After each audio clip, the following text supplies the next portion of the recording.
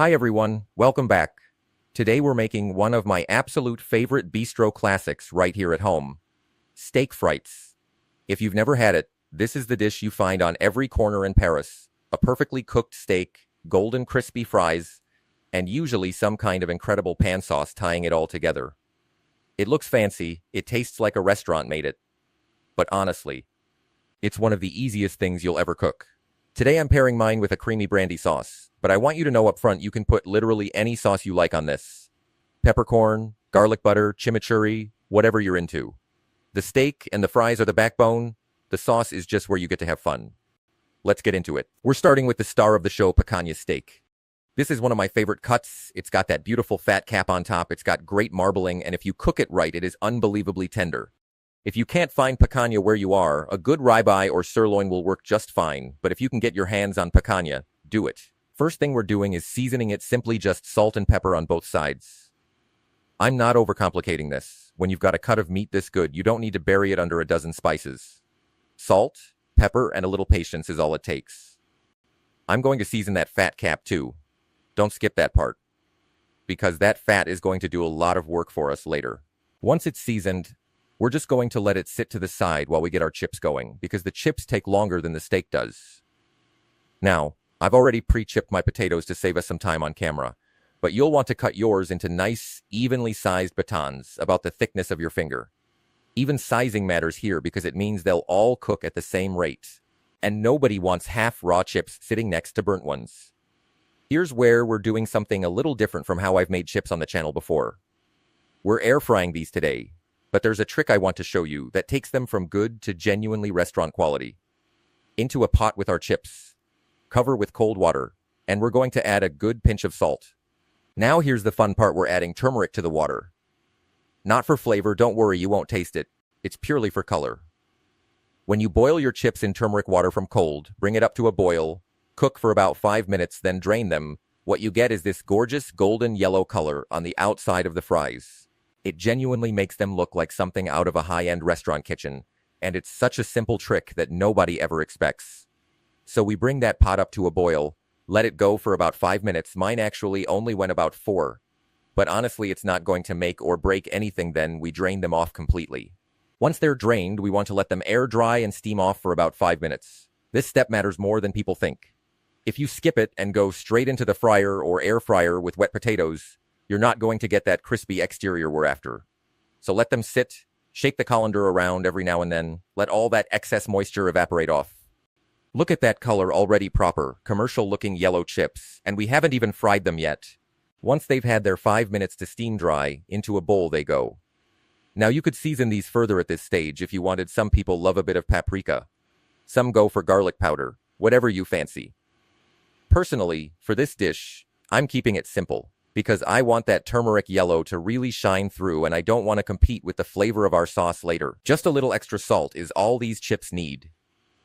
Now for the trick that actually gets you that shatteringly crisp exterior in the air fryer. A tablespoon of potato starch goes into the bowl with the chips. Toss that around until every chip has got a light, even coating. That starch is going to crisp up beautifully in the air fryer and give you that crunch you'd normally only get from deep frying.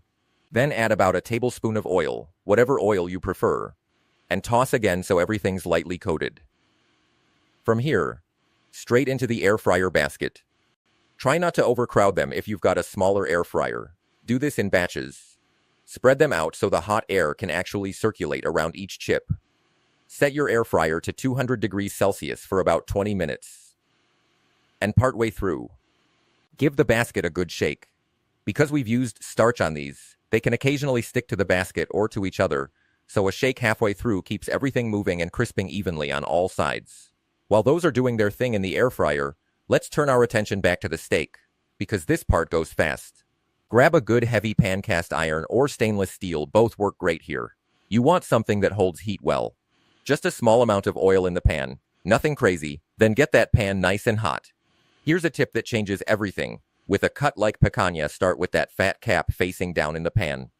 Hold it there with tongs if you need to, and let that fat render right into the pan. You'll see it start to release almost immediately. This gorgeous, glistening fat pooling around the steak. That's exactly what we want. because that rendered fat is going to be what we sear the rest of the steak in, full of flavor. Way better than any oil. Once you've got a good amount of fat rendered out, lay the steak down flat into that fat. You're looking at roughly 2 to 3 minutes per side for a steak of this thickness, depending on how you like it cooked. And here's something people don't realize: despite what a lot of old cooking wisdom tells you, you actually can flip your steak multiple times while it cooks. That old rule about only flipping it once is more myth than science. Flipping it more often actually helps it cook more evenly, and can even help you get a better crust. So don't be afraid to turn it as needed to get color on both sides. Once your steak's got a beautiful crust and it's cooked to your liking, pull it out of the pan, cover it loosely, and let it rest for a couple of minutes. This is non-negotiable. Resting lets all those juices redistribute through the meat instead of running straight out onto your cutting board the second you slice into it. Now, while that's resting, we build our sauce, and this comes together shockingly fast. We don't need all that leftover fat in the pan. Pour most of it off, leaving maybe a tablespoon behind. Into that goes a good knob of butter. You don't need the pan blazing hot for this part, so turn the heat down to medium-low. In with some minced garlic, just enough to soften and perfume the butter, then in with your brandy. Let that bubble away for a minute or so. This cooks off the harshness of the alcohol and leaves behind this deep, warm flavor that's the whole backbone of the sauce. From there, in with your beef stock, a spoonful of Dijon mustard, a dash of Worcestershire sauce, and a good crack of black pepper. Stir all that together and let those flavors marry for a minute. You'll notice we're not doing this over screaming high heat. There's no need for it. A gentle simmer is all this sauce wants. Once that's come together and reduced slightly, in with a splash of cream. Give it a stir. Let it thicken just a touch, and honestly, at this point, your kitchen is going to smell incredible. By now, our chips should be finishing up in the air fryer. Pull those out once they're golden, crispy, and gorgeous. And our steak has had its rest, so it's time for the moment of truth, slicing into it. Cut against the grain. Nice thin slices. And just look at that color inside. That's exactly the kind of doneness we're after. That lovely pink center with a deep brown crust on the outside. The knife should glide through it with almost no resistance if you've rested it properly. Time to plate this up. Down first with a good pile of those golden turmeric chips. Then layer your sliced steak right alongside or over the top. Spoon that creamy brandy sauce generously over the steak. Don't be shy with it. That sauce is the whole point. A little sprinkle of fresh parsley on top if you want some color and freshness to cut through the richness, though that part's entirely optional. And there it is, steak frites. A classic French bistro dish made completely doable in your own kitchen. Look at that sear on the steak, that glossy brandy sauce, and those bright yellow crispy chips. This is the kind of meal that looks like it took hours of restaurant-level skill, but start to finish, you're looking at about 40 minutes total. The chips take the longest with the boiling and air frying, the steak cooks in just a few minutes, and that sauce comes together in 6 minutes flat. No more than that. This is a fantastic dish to pull out for a date night, a special occasion, or honestly, just a Tuesday when you want to treat yourself to something that feels a little more elevated than the usual dinner rotation. At the end of the day, it's steak and chips, but dressed up with a rich, boozy, creamy sauce. It becomes something really special. If you enjoyed this one, share it with a friend who needs to see how simple Steak Frites really is.